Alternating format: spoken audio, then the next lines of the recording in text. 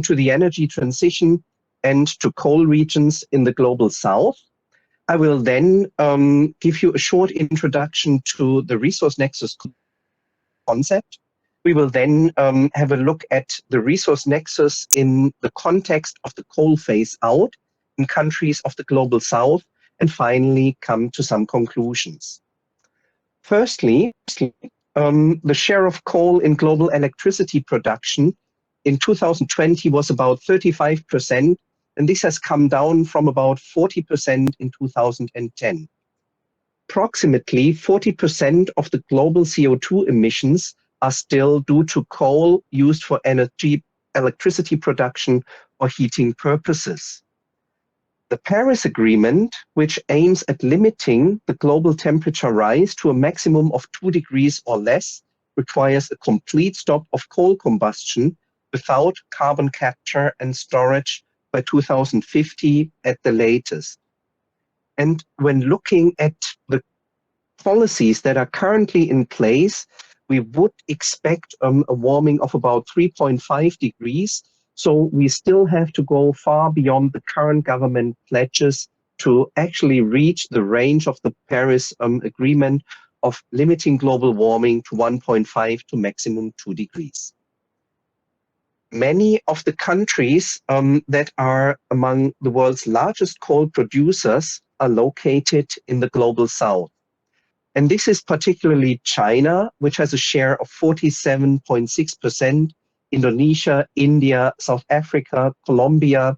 These countries jointly have a total share of more than 69% of coal production in terms of energy content. So this looks at all different types of coal, from lignite to highest quality anthracite coals. Some of the coal producers in the global south are mostly export-oriented. One of the best examples is Mongolia, where I actually lived until recently. 99.2% of the coal produced in Mongolia is exported, and in that case, mostly to a single country, namely China. But there are other countries where the situation is quite similar. An emerging coal producer, for example, is Mozambique, which also is export-oriented. And interestingly, in this case, the international investment mostly comes from India and Brazil. So not from the old industrialized nations, but from other countries in the global south. I will now give you a brief introduction to the resource nexus concept, which first emerged with the Water, Energy and Food Security Nexus Conference held in Bonn, Germany in 2011. And at that time, the concept of the water, food, energy nexus was created, basically stating that these resources should be considered in an integrated manner. Over time, different nexi evolved, such as, for example, the water, waste, and soil nexus. In general, the resource nexus approach is defined as a management concept that addresses the interrelatedness and interdependencies between different environmental resources, while also looking at transitions and fluxes across spatial scales and between compartments. So a pollutant that, for example, has been emitted into the air will ultimately be deposited onto the soils, will ultimately enter the hydrosphere, can be taken up by plants and animals in the biosphere. So pollutants that have once entered the environment can be transferred or can transit from one compartment to another one. Now, instead of looking only at individual components, the resource nexus concept looks at a complex system and the functioning of the interrelations between different environmental compartments. One specific aspect of the resource nexus can be a security perspective. So to look, for example, at water, food, and energy in the context of security, considering both environmental pressures, considering socio-economic developments, and taking into account the fact that if one of these securities is compromised, geopolitical conflicts may arise.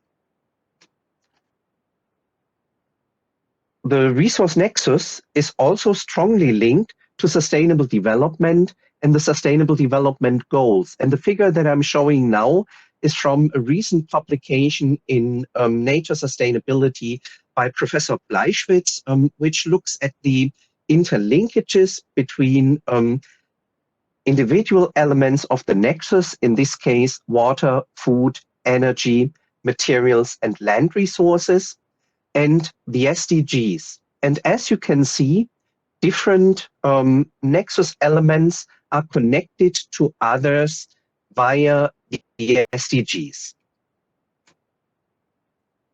Now let's have a look at what this means for the application of the resource nexus in the context of the coal phase-out in the Global South. Coal phase-out directly affects the nexus elements, materials, and energy, and it directly relates to the SDGs clean and affordable energy and climate action. However, it also has indirect effects on other nexus elements, including water, land, and potentially food. Or when looking at the SDGs, it can have an effect on poverty, on decent work and economic growth. The coal phase-out means that jobs would be lost initially in the mining sector. So unless new jobs are created, this can be challenging from the perspective of regional development.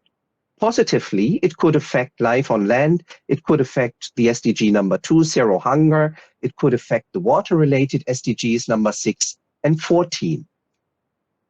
Several environmental problems and legacies in coal regions have been documented in countries of the Global South, including landscape degradation, such as land subsidence, land cover change, ground and surface water pollution, alterations of hydrology and hydrogeology, and for example, coal seam fires, as you can see an example from China in the picture on the right side.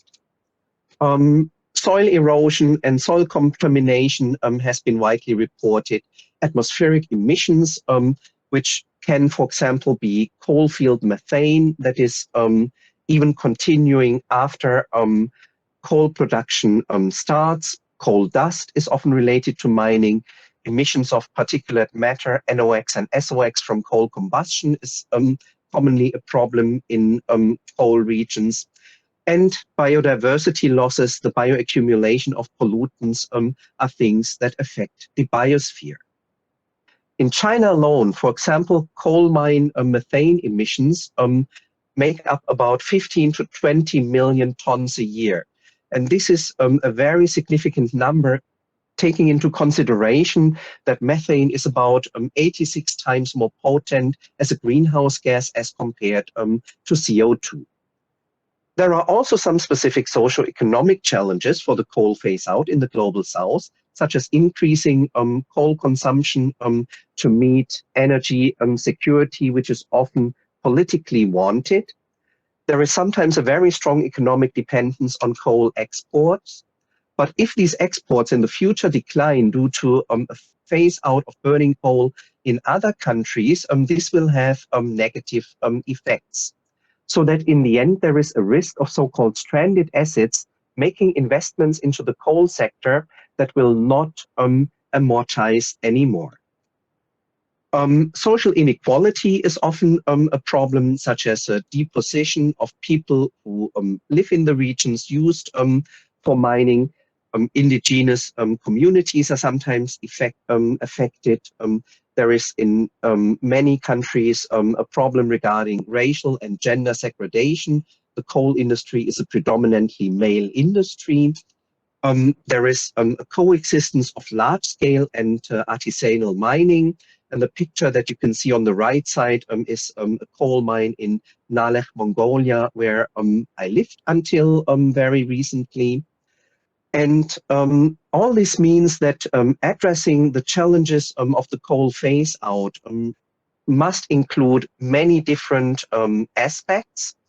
When looking at a resource nexus perspective, I have found only a single study so far looking at a province that is home to a coal mining region in South Africa, which addressed water-related, energy-related, and food-related challenges. So looking at the classical water, energy, food nexus.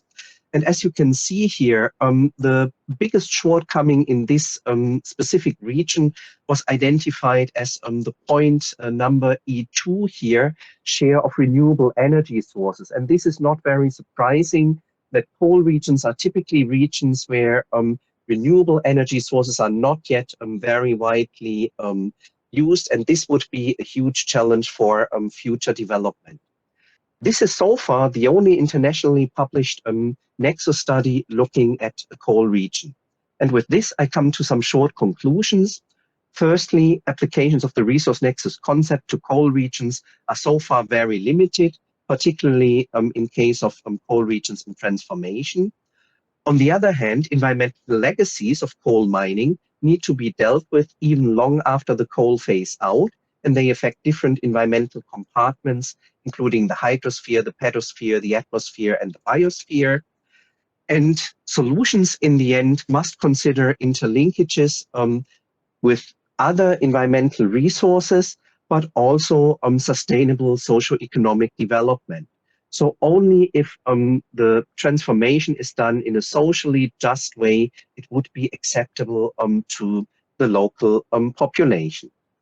And with that, I would like to thank Halim Lee, who has supported the development of this presentation, the sponsors of our UNU Institute, the German Federal Ministry of Education and Research, and the Free State of Saxony.